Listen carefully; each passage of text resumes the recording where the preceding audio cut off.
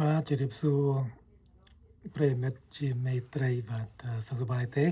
ថ្ងៃនេះយើងនឹងនិយាយពីរឿងលុយបាទអញ្ចឹងបើសិនជាបងប្អូន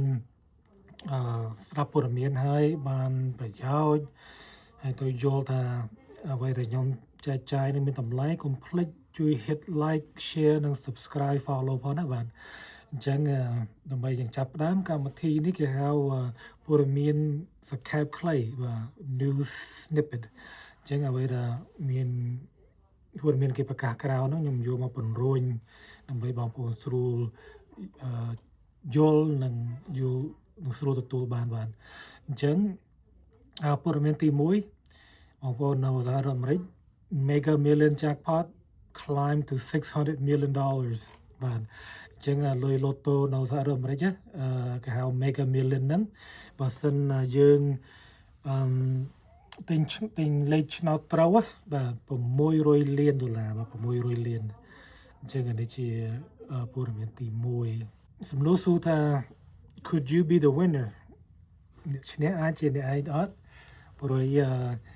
មកដល់ពេលនេះ for 11th time in Mega Million history the jackpot has reached impressive $6 million អញ្ចឹងនៅវត្តសាស្ត្របាទរបស់ឆ្នោត Mega Million ហ្នឹងនេះជាលេខ11ហើយថាបានឡើងដល់កម្រិត600ឡើងលើ$600 លានឡើងលើបានអញ្ចឹង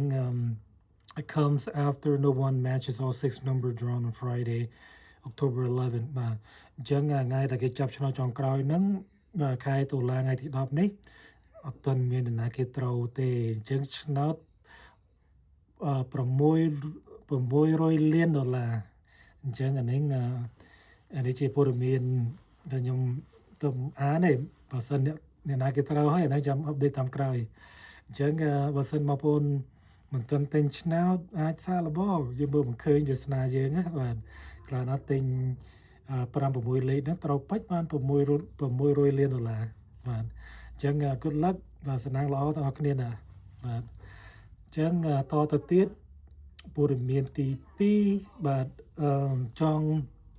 ចែកម្លែកថាសហរដ្ឋអាមេរិកបាទនេះយើងចង់ផ្ដោតទៅមហាវិទ្យាល័យនៅសហរដ្ឋអាមេរិក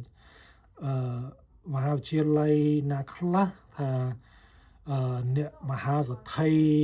បានទៅសិក្សាឬចេញមកពីសាលាមហាវិទ្យាល័យមួយណាអញ្ចឹងសម្រាប់មកខ្ញុំគ្រាន់តែចង់សង្ខេបថា top 3មានន័យថាមហាវិទ្យាល័យធំជាងគេ3មហាវិទ្យាល័យដែលមានមហាសទ្ធិដែលមានលុយថា billionaire រាប់ពាន់លានបាទមានចេញមកពីសាលាហ្នឹងបាទអញ្ចឹងឥឡូវនេះសាលាទី3បងប្អូនដឹងសាលាមួយណាទេអញ្ចឹងច្រើនណាស់មានឡើង20ប៉ុន្តែខ្ញុំចង់លើក3ឯងដើម្បីយកមកទៅជែកបាទអញ្ចឹងទី3 University of Pennsylvania បាទនៅ Philly បាទនៅ Philadelphia អញ្ចឹងពីសាលាពីមហាវិទ្យាល័យ Pennsylvania មកដល់ម៉ោងនេះមាន33មហាសទ្ធិដែលថាមានរាប់ពាន់លាន$ក្នុងហ្នឹងរួមនឹង Elon Musk បាទគាត់ចេញពីសាលាមហាវិទ្យាល័យ University of Pennsylvania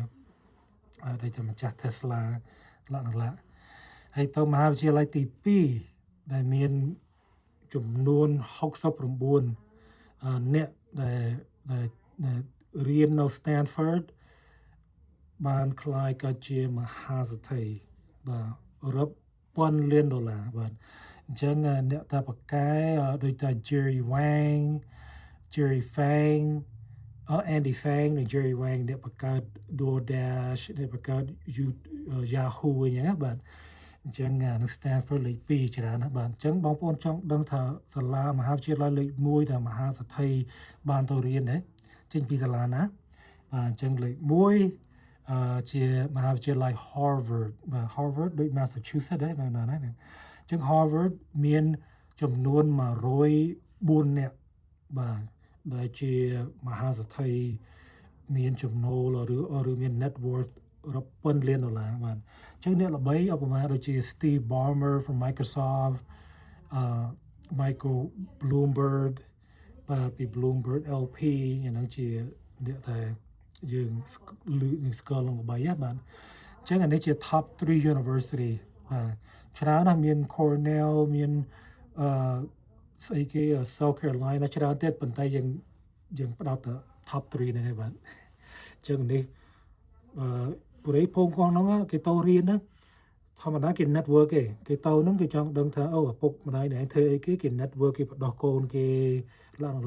ញ្ចឹងសាលាហ្នឹងភាគច្រើនម៉ែអូគេចង់ឲ្យកូនទៅរៀនហ្នឹងដើម្បីស្និទ្ធស្នាល build relationship ដើម្បីអនាគតទៅគេមាន network គេមានទំនាក់ទំនងគេមានបណ្ដាញបាទនោះសំខាន់អូខេបន្ទាប់មកចង់និយាយពីរឿងប្រទេសណាដែលមានមហាសេដ្ឋីនេះជា millionaire មិនមែនជា billionaire ទេ millionaire អញ្ចឹងស្រុកណាដែលមាន millionaire ច្រើនអញ្ចឹងទី1ស្រុក Germany បាទបារាំងសំទោសអាល្លឺម៉ង់បាទទី2 top 2 is Australia បាទទី3ជាបារាំងអញ្ចឹងស្រុកនឹងតែមាន millionaire ច្រើនបាទសេដ្ឋីច្រើនមានមហាសេដ្ឋីទេប៉ុន្តែសេដ្ឋីច្រើនបាទអញ្ចឹងបន្ទាប់មកយើងចង់និយាយពីរឿងគេហៅលុយការងារសេរីទាបបាទគេហៅ minimum wage អង់គ្លេសអញ្ចឹង Germany កាលគេបានធ្វើរបាយការណ៍ពី2024 Germany ក្នុង1ម៉ោង$17.15 ក្នុង1ម៉ោងអញ្ចឹងអានោះជាលុយគេហៅ minimum wage បាទហើយបន្ទាប់មកដូច